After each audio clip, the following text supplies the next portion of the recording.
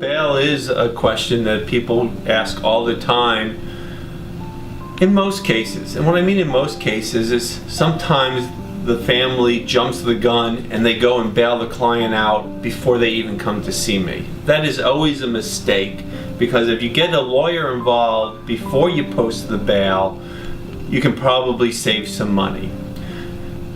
The way bail works is that when somebody's arrested and he's put in jail, the jail then says, here's how much money you have to put up in order to get the person out of jail. And that amount of money is based on a San Diego guidelines and depending on the charge. So I'm just going to make up a number so that I can explain it. Let's say bail is $20,000. How do you get your person out of jail? Well, you can either go to the jail and give the jail $20,000. It has to be in the form of a cashier's check, a money order, or cash. They don't take credit cards. And you give the money to the jail and they let them out.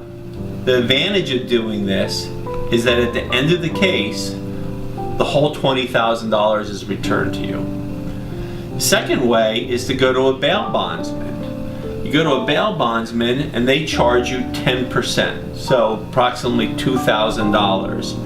And then you show that you're good for the balance, the other $18,000, and then they sign a note to the jail and they get you out. And this is where getting a lawyer involved can really help. Because if you work with the bail bondsman that I'm associated with, he will do it for 7% instead of the 10%.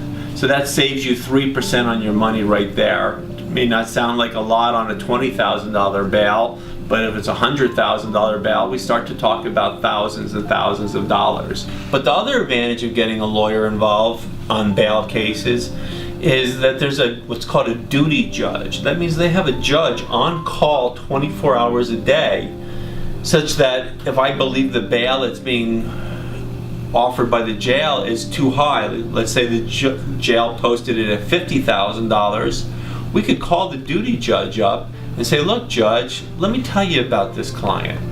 His ties to the community, his family involvement, all of the things that I've gathered, all the information that I've gathered from talking to the family background, I can present to the judge, and then if I do know anything about the facts of the case, we can present those two to mitigate it, and maybe the judge will change the bail from the $50,000 to $25,000, or about, let's say $20,000, because we already worked with that number.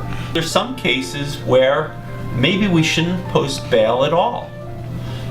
These are more of the high-end cases. And what I mean by high-end cases is we always want to have the client out if possible to help fight the case. But if the case is bad enough where, based on my 27 years of experience, I believe they're going to be in jail anyway, why rent them out? Because that's what bail is. It's basically paying rent.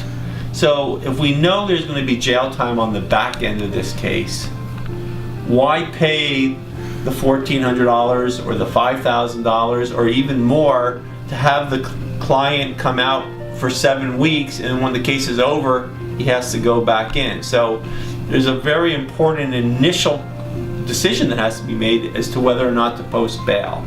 Like I said, ideally we'd like to have every client out so that they can help position their case for the maximum outcome, but sometimes that's just not possible. To point out that you can always put up a property too to bail somebody out, but it's very time consuming, it costs more money, and it's very rarely done. And you need to put up twice the amount of bail. So the bail is $20,000, you'd have to put up equity in a property that has at least $40,000 of equity, and there's a lot of different requirements. Sometimes maybe it's smart to practice a little bit of tough love. I know everybody wants their child out of custody, but sometimes maybe letting them sit in there for 3 or 4 days, give them a taste of what path they're on, and maybe after 4 days they realize they were on the wrong path. So the reason I say 3 or 4 days is because when a person is arrested, they have to be brought in front of a court within 3 days, not counting weekends and holidays. So if we let the person sit in jail for that period of time, practice a little bit of tough love, when we're in front of the judge for the first appearance, we can discuss bail. And just like I had the opportunity to talk to the duty judge to try to lower the bail, I can now talk to this judge about lowering the bail. And the bail can get lowered, as I said, from $50,000 to $20,000. Or there's a possibility, if there's a lot of family in the courtroom to support him and friends, we can maybe convince the judge to let the person out on what's called an OR release. And that means on your own recognizance, which means that basically you just promise you're going to show up. You don't have to put up any money whatsoever. And that's something that the judge at the arraignment can do, the duty judge probably cannot do. So there's a good chance on mid-range cases and low-level cases that if the family's there, friends are there, and there's a private retained attorney there, that maybe we can get them out without having to put up any money for bail.